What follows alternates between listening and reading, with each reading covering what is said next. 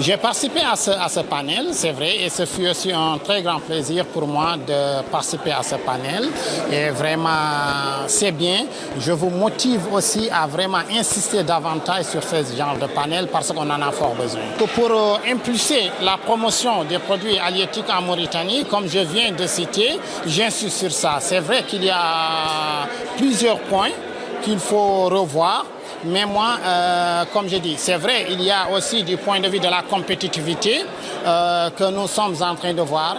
D'ailleurs, même tout récemment, il y a de cela 2 semaines, nous avons travaillé en étroite collaboration avec le ministère des Pêches, le nouveau ministre, pour essayer de dresser une nouvelle feuille de route. Voilà. Et cette nouvelle feuille de route n'effectuera pas, disons, des changements pour tout le contenu, mais quand même ça nous permettra de réviser plusieurs choses. Étant dans ce secteur, et nous insistons surtout pour la promotion c'est-à-dire d'activation de l'exportation, et j'insiste surtout sur les mêmes points comme je l'avais dit. C'est-à-dire premièrement, il faut qu'on travaille, qu'on insiste, on travaille sur notre attractivité territoriale. Il faut que la zone d'abord soit attractive, que notre pays soit très attractif, et après ça maintenant nous allons passer à la valorisation de notre produit halieutique. Parce qu'on ne peut pas valoriser nos richesses sans d'abord permettre aux autres de nous découvrir. Il faut qu'ils nous découvrent d'abord. Et aussi encore attirer aussi le maximum d'investisseurs possible, c'est-à-dire essayer de travailler davantage pour promouvoir ces produits et attirer le maximum d'investisseurs, inviter les investisseurs d'abord à découvrir la Mauritanie. Parce que si les investisseurs n'ont pas eu la chance de découvrir notre cher pays, ils ne pourront pas avoir la confiance totale d'investir. Et d'ailleurs, c'est ce qui se passe en Mauritanie. Parce qu'en réalité, si ce secteur continue toujours à boiter, je ne vais pas dire souffrir, mais boite. Pourquoi ? C'est parce que les investisseurs, jusqu'à présent, ne participent pas activement à notre investissement. Parce que ce sont nos hommes d'affaires qui se tracassent pour essayer toujours de créer leurs propres projets et aussi s'autofinancer.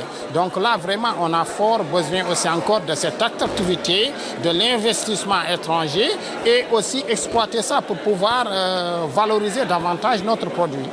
Et aussi sur ça aussi, j'avais insisté sur certains points. Donc comme j'avais dit, en plus de l'attractivité aussi encore, il faut qu'on essaye de sensibiliser toute la population qui travaille dans le domaine. Parce que nous avons l'habitude, dès qu'on parle de l'exportation, pour nous, nous parlons seulement des propriétaires, disons directement des propriétaires des sociétés de pêche ou aussi les exploitants des bateaux.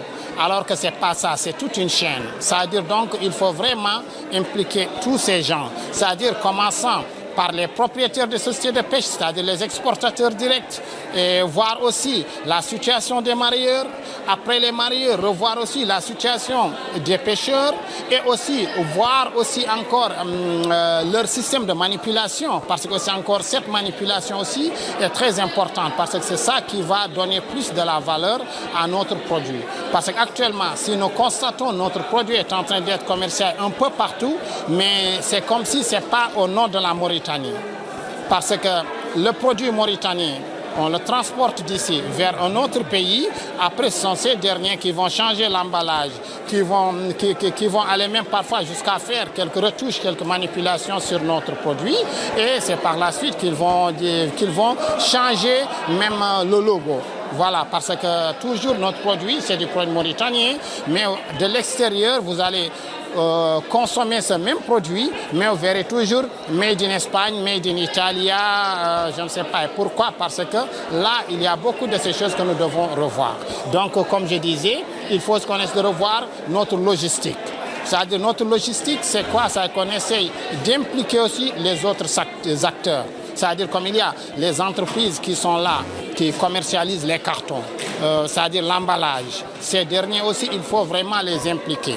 Par ça, ça compte beaucoup. Parce que l'emballage donne de la valeur à un produit.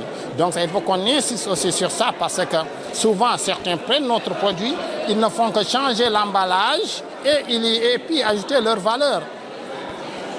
Donc c'est à nous aussi de revoir tout ça et essayer de faire ça. Sinon aussi, j'insiste aussi pour qu'on essaye aussi de conquérir le marché américain. Là aussi, on en a fort besoin.